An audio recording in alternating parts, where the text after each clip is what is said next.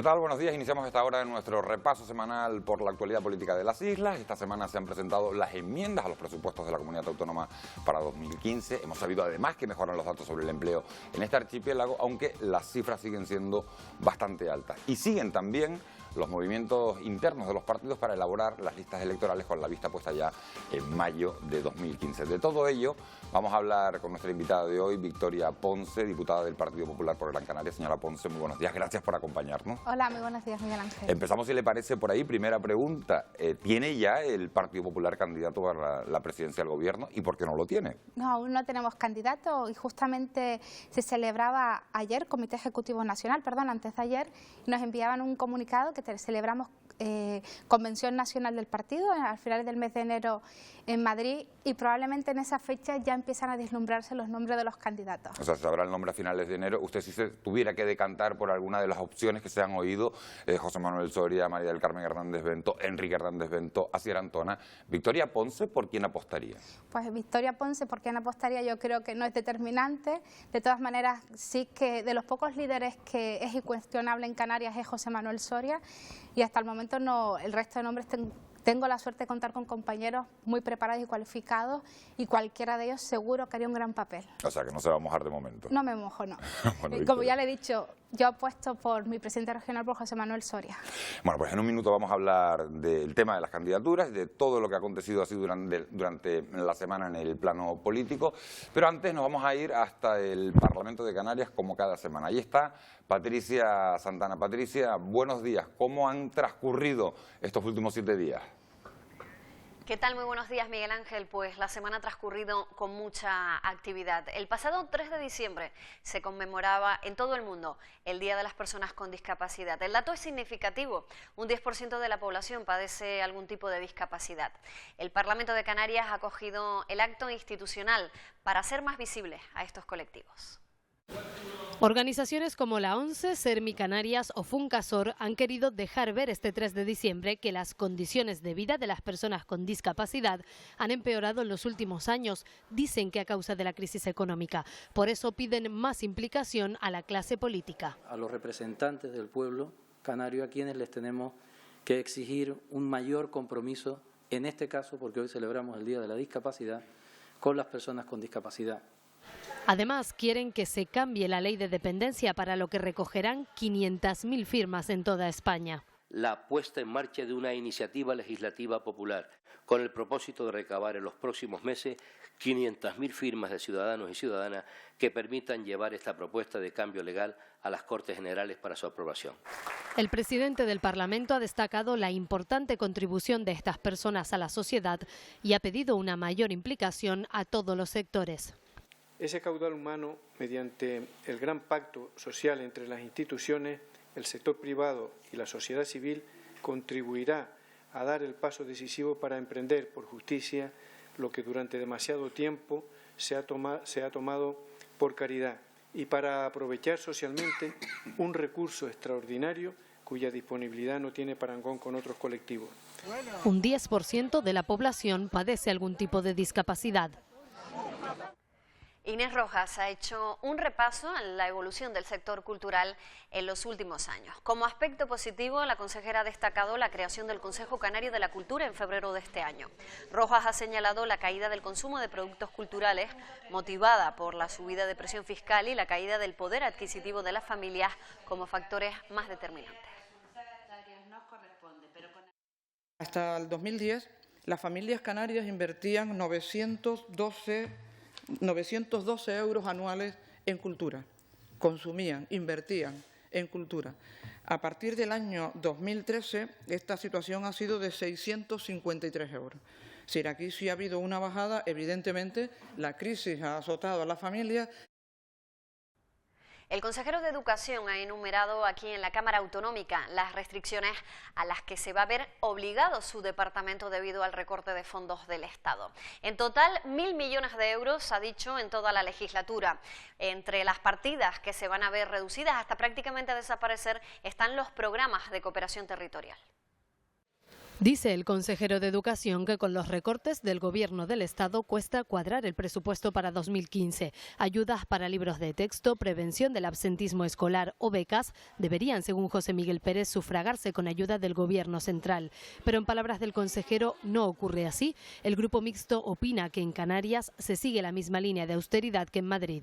El elemento básico del problema es la enorme reducción que se ha producido a través de los presupuestos generales del Estado. Y somos medio conscientes de que la política que lleva es bien, aunque nos parece siempre insuficiente, porque consideramos que aquí llevan una política bastante parecida en cuanto al ajuste presupuestario.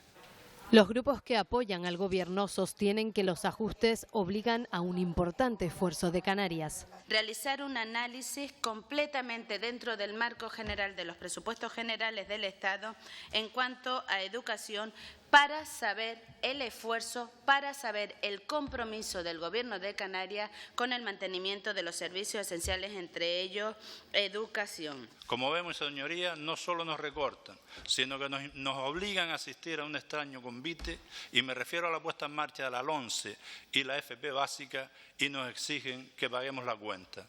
Sin embargo, el Partido Popular considera que el problema que existe se debe a una mala gestión del Ejecutivo canario. El Partido Popular está cumpliendo lo que hay que cumplir en el déficit público y hay que ajustarse el cinturón. Y para ajustarse el cinturón hay que gastar mejor, hay que gastar con más sentido, con más cabeza. Y lo que no se puede es gastar sin ton ni son en miles de programas.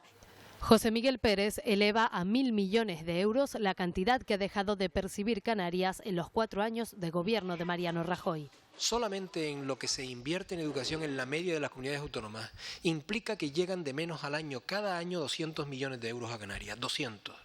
Más si multiplicamos por 4 los 67,5 millones de euros que había en planes de cooperación en 2011 y no hay sino 400.000 euros, calculen ustedes que tenemos 200 y pico millones de euros más. En definitiva, 1.000 millones de euros de menos que dejan de llegar a Canarias en esta legislatura en materia educativa.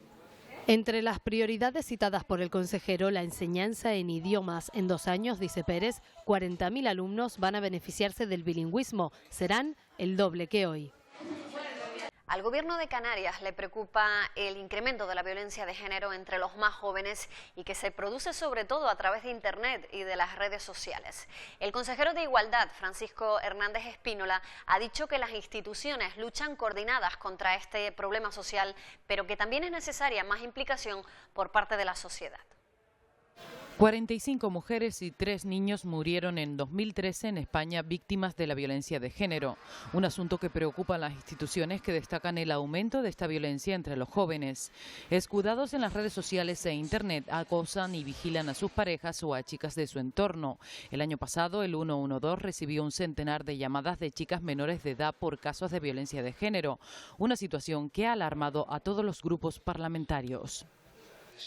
En absoluto es un problema solo del Gobierno, en absoluto es un problema solo de los chicos, en absoluto es un problema solo de la educación, en absoluto es un problema solo de la familia. Yo creo que es un problema social por encima de cualquier otra cosa. Un 6% chicas, un 12% de chicos que en pleno siglo XXI, como decía el señor consejero, todavía afirman que no llevar la contraria al hombre es algo necesario para llevar a cabo, para tener una buena relación de pareja. Desde luego esto es terrible. Hay 3 tipos de hombres nuevos: el hombre nuevo, posmachismo y el machismo contenido. 3 de los 3 que he nombrado, 2 son el embrión de la violencia de género, y por eso estamos tratando este tema tan duro para nuestra sociedad. La memoria del Consejo General del Poder Judicial, donde se decía que se reproducían dentro de la juventud los clichés machistas y que se traducían, que se acaban por traducir en situaciones de violencia de género hacia las mujeres con las que se relacionan. El consejero opina que hay que reformar algunos aspectos de la ley contra la violencia de género, pero que también es necesaria la implicación de toda la sociedad y educar en valores desde las edades más tempranas. Según datos del Consejo General del Poder Judicial, correspondientes al año 2013, aumentó en un 5% respecto del año anterior el número de menores maltratadores juzgados. Ese control de con quién habla, lo que dice, a dónde va, es el más frecuente. En torno al 29% de las mujeres jóvenes reconocen haber sufrido ese tipo de situaciones. El 16% de los menores reconoce haber intentado controlar a su pareja. Y ya está a punto de culminar el trámite previo a la aprobación del proyecto de ley de transparencia y acceso a la información por parte de los ciudadanos. La Comisión de Justicia ha dado su aprobación al proyecto y solo queda ya culminar el proceso con la aprobación definitiva del Pleno de la Cámara Legislativa. La norma va a establecer el principio de transparencia informativa en la Administración Pública Autonómica como medio para mejorar el servicio que se presta al ciudadano. La Comisión de Sanidad ha evaluado esta semana el operativo de actuación contra el ébola. La consejera de Sanidad, Brígida Mendoza, ha detallado y ha explicado los medios que se han puesto a disposición de los profesionales sanitarios y por qué se activó el protocolo el pasado 17 de octubre. El 17 de octubre pasado, Canarias activó el protocolo de ingreso hospitalario por ébola. La causa fueron los síntomas de una persona que había regresado días antes al archipiélago desde Sierra Leona. 4 días más tarde, el 21 de octubre, después de una segunda prueba, se descartó la infección. Ante el riesgo de una nueva expansión del virus, el Grupo Socialista señaló la importancia de la salud pública y de la solidaridad con los países como Sierra Leona o Liberia, donde el ébola aún causa estragos. Trasciende hace pocos días las trabas que está poniendo el gobierno español para que la ONU establezca en Gran Canaria una base logística para la ayuda humanitaria, estableciendo condiciones que han calificado propios miembros de organizaciones no gubernamentales, de organizaciones humanitarias como condiciones leoninas. Continúa muriendo gente en África y que aunque aquí el miedo a esta enfermedad ya no lo tenemos como hubo en el momento de la crisis, no podemos olvidar la tragedia que continúa ocurriendo en el territorio africano. El Grupo Popular considera que la gestión de la crisis del ébola en el ámbito estatal se ha saldado con éxito. La Organización Mundial de la Salud hace 2 días que felicitaba al Gobierno español. Y efectivamente la lucha contra el ébola en España se ha saldado con éxito. Y se ha saldado con éxito porque se estableció la prioridad de atender a la paciente contagiada que a día de hoy está plenamente restablecida. Se ha saldado con éxito porque ha habido coordinación, que es un elemento fundamental en las crisis sanitarias. La consejera detalló las medidas adoptadas desde el comienzo de la crisis y avanzó la actividad prevista. En las próximas semanas se tiene previsto realizar al menos 6 simulacros de actuación y más de 30 cursos entre charlas y cursos de formación, y se tienen programadas 18 reuniones específicas. En todos los hospitales se cuenta con equipos de protección individual, impermeable y de uso químico y biológico, y en la actualidad se han distribuido aproximadamente unos 3.000 equipos. Por otra parte, Mendoza anunció que las nuevas instalaciones de urgencias habilitadas en el Hospital Universitario de Canarias entrarán en funcionamiento el próximo martes. La consejera de Empleo ha repasado la situación de los autónomos en Canarias. Actualmente hay registrados 111.443 autónomos, un 4% más que el año pasado. Dice Luengo que los recortes en las ayudas del Estado se quedan en 1,4 millones menos, con lo que el 88% de los autónomos en Canarias se van a quedar fuera de esas ayudas. El Grupo Mixto presentará 62 enmiendas al proyecto de ley de presupuestos canarios para el próximo año. El portavoz del grupo y presidente de Nueva Canarias, Román Rodríguez, ya ha manifestado que la gran mayoría de esas enmiendas van encaminadas a mejorar el gasto social, el empleo y la sanidad. 62 enmiendas que moverán 86 millones de euros que tratan de orientar la ley hacia el sistema productivo, hacia el crecimiento económico y hacia las políticas sociales. El expresidente del Parlamento Europeo, Josep Borrell, dio esta semana aquí en la Cámara Autonómica una conferencia sobre energía y cambio climático. Borrell indicó la necesidad de actuar ya contra el cambio climático y de hacerlo con contundencia para evitar unas consecuencias irreversibles y gravísimas para el medio ambiente. El político socialista destacó el potencial de Canarias para convertirse en un referente mundial en el desarrollo de las energías renovables. Canarias tienen ustedes sol, viento y geotermia, ¿verdad? Que es un sitio muy adecuado para ser pionero en lo que se llama la transición desde un sistema energético basado en el carbono a uno que utiliza fuentes renovables, porque es la única forma de luchar contra el cambio climático. Bueno, Miguel Ángel, pues nosotros lo dejamos aquí por esta semana. Nos vemos como siempre el próximo domingo. Patricia, muchísimas gracias y hasta la semana que viene. Si le parece, señora Ponce, estamos a punto de terminar la legislatura, 4 años de gobierno. Esta semana hemos conocido datos sobre el empleo, tal vez sea la mejor noticia de la semana. Bajan las cifras, en Canarias lo hacen por 7º mes consecutivo. El lema del PP, al iniciarse la campaña, eran por el empleo o algo muy similar. Sí. ¿Cree que de verdad estamos mejor que hace 4 años? Estamos muchísimo mejor y usted mismo lo ha dicho, que ha mejorado los datos de empleo. En los últimos 7 meses, le estoy diciendo. Sí, lo que sí que nos preocupa es que es verdad que no se sigue la senda nacional al mismo ritmo ni al mismo nivel que en Canarias, y claro, nos cuestionamos el porqué y justamente hacemos una valoración esta semana de que creemos que es que aquí no se están aplicando las políticas adecuadas. Yo, que soy especial... Canarias es la comunidad autónoma en la que más baja el desempleo. Sí, pero yo te pongo otro ejemplo. Aún tenemos 300.000 parados, que es una cifra, yo creo que escalofriante. Y, por ejemplo, para explicarte, yo que llevo sobre todo temas de cultura, en el empleo cultural, y que los analizamos esta semana, mientras que en España sube por primera vez desde el año 2009, Canarias no sube el empleo cultural, sino que bajaba. Pero de todas maneras, evidentemente nos alegramos, pero claro, detrás de cada parado hay un drama humano y las cifras, como te decía, son escalofriantes. Y aún queda mucho, pero mucho por hacer. ¿Y qué propone el PP para acabar con todo eso? Porque lo que hemos visto hasta el momento es, hablamos de 285.000 parados en este archipiélago, hablamos de más de 4,5 millones de parados en el conjunto del Estado. ¿De verdad que esa apuesta por el empleo, usted cree que ha dado resultado? Sí, lo que ha demostrado que las políticas que se han aplicado aquí en Canarias no han sido las adecuadas, y eso sí que lo hemos denunciado. Nosotros, por ejemplo, vamos a presentar una serie de medidas en el presupuesto de la comunidad autónoma, porque lo que no entendíamos es si se están aplicando medidas que no funcionan, ¿por qué continuamos en la misma senda? Y por eso criticábamos de la falta de ilusión y apuesta del presupuesto para el año 2015, que no podemos tener unas mismas medidas para 2015 que las que se aplicaban en el 2012, porque la situación es diferente, incluso peor. Ahora vamos a hablar de esas enmiendas a los presupuestos del próximo año, pero es verdad que usted me trae el tema a Canarias y yo le digo, ¿pero usted cree que las políticas de empleo del Partido Popular a nivel nacional han funcionado? Yo creo que sí que ha funcionado, la verdad que más lento de lo que esperábamos, la recuperación es mucho más lenta, pero sí que empezamos a ver mejoras, se empieza a ver mejoras en la economía. Claro, primero se ha empezado a ver quizás a niveles macro y luego en lo que es la microeconomía, en economía doméstica, en empleo, pero yo sí que estoy ilusionada, veo que incluso ya personas que se te acercan, que llevaban mucho tiempo a la espera de un empleo, empiezan a encontrar empleo, empiezan a encontrar salida.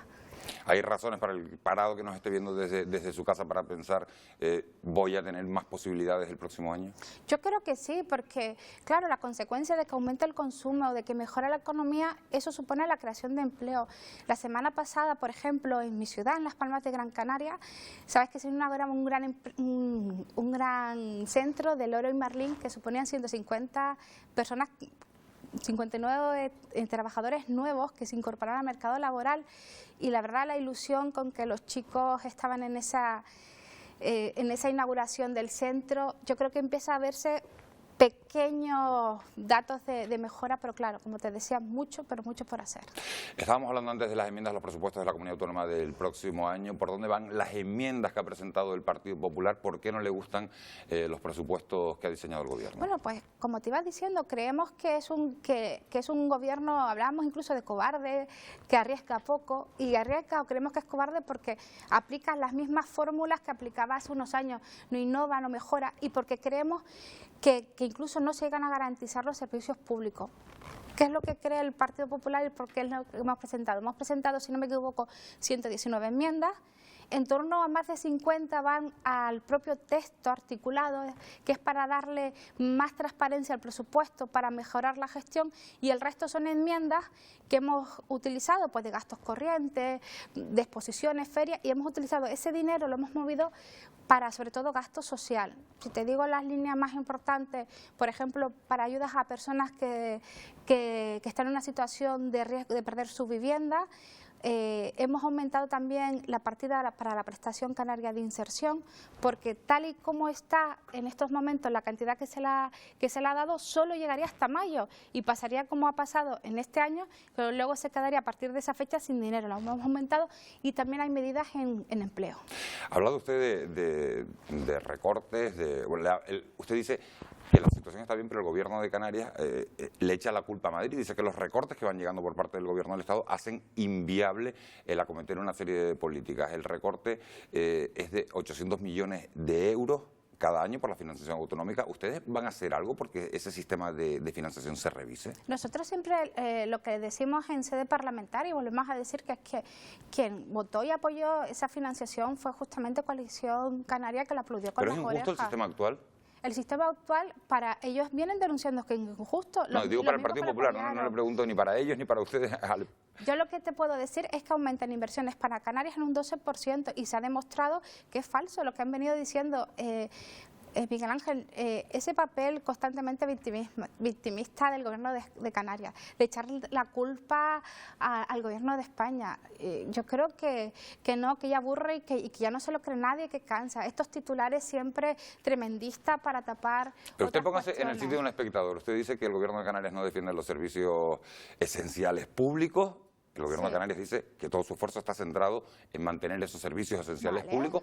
¿A quién cree la persona que nos está viendo desde su casa? ¿Se mantienen los servicios? ¿No se mantienen? Te doy un dato. 3.300 en 3 años, el Gobierno de España ha dado para Canarias 3.300 millones de euros a través del FLAC, que es el Fondo de Liquidez Autonómica, y también a través del pago de proveedores. Yo creo que 3.300 millones de euros es una cantidad importante y una apuesta del Gobierno de España para el Gobierno de Canarias. Lo veíamos antes, el consejero de Educación y vicepresidente del Gobierno denunció un recorte de 1.000 millones de euros en 4 años en materia de educación.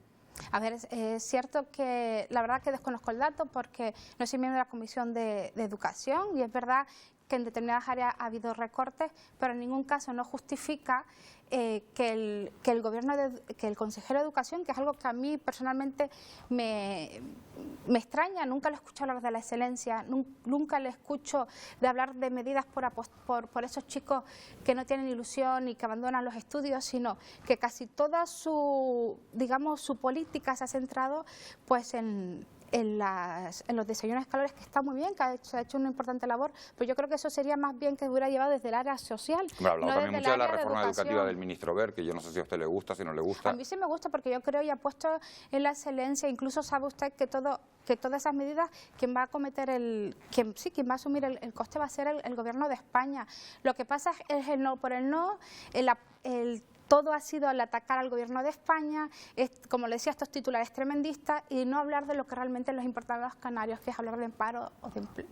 Le llevo el tema a la política, ¿le parece? ¿Le preocupan a ustedes la aparición de partidos en la escena política como Podemos? No, a mí lo que me preocupa es el desencanto del electorado del Partido Popular. Eso es evidente y en las pasadas elecciones europeas se mostró. A mí lo que me preocupa es volver a captar esa ilusión, que vuelvan a confiar en el Partido Popular, es lo que me preocupa. ¿Y por qué han dejado de confiar en ustedes? Yo creo que han dejado de confiar en la política en general porque la situación se ha agravado muchísimo.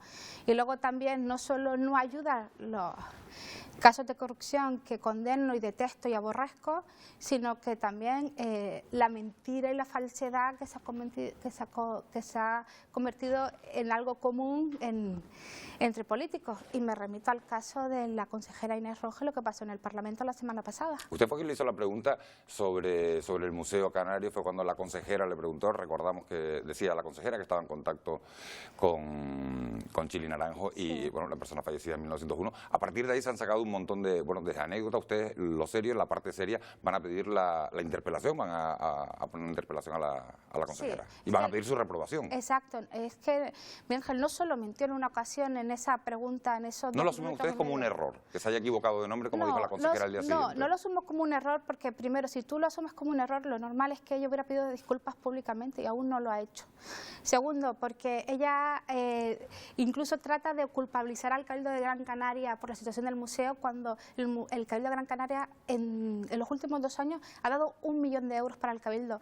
Dice que la actual consejera de Cultura del Cabildo de Gran Canaria una serie de afirmaciones que no son de la actual consejera, son de la consejera del Partido Socialista, de Luz Caballero, del año 2010. O sea, hay una clara malintencionalidad y desprecio en su pregunta, que todo eso yo creo que conduce al desprecio que sienten por una institución como es el Museo Canario. ¿Y usted cree que todos esos rifirrafes que provocaron en la misma sesión plenaria que diputados del Partido Popular llamaran fascista al presidente del Gobierno por otra serie de motivos, ayudan a recuperar la confianza de los ciudadanos en la clase política? Lo digo porque fue un pleno muy subido de tono, con mucha tensión, con muchas acusaciones, con esa, mentira, anécdota, faltar a la verdad, el chascarrillo, como lo quieren llamar, de la consejera Inés Roja, también con acusaciones al presidente de Gobierno de fascismo, de mentir e incluso de pagar a mercenarios, se llegó a decir en esa sesión plenaria que fue la última. Yo esto lo aclaro. Yo en el caso, por ejemplo, de la consejera, en ningún momento en mis declaraciones le he faltado el respeto ni he hecho burla pública, que podría haberlo hecho porque el chascarrillo se prestaba.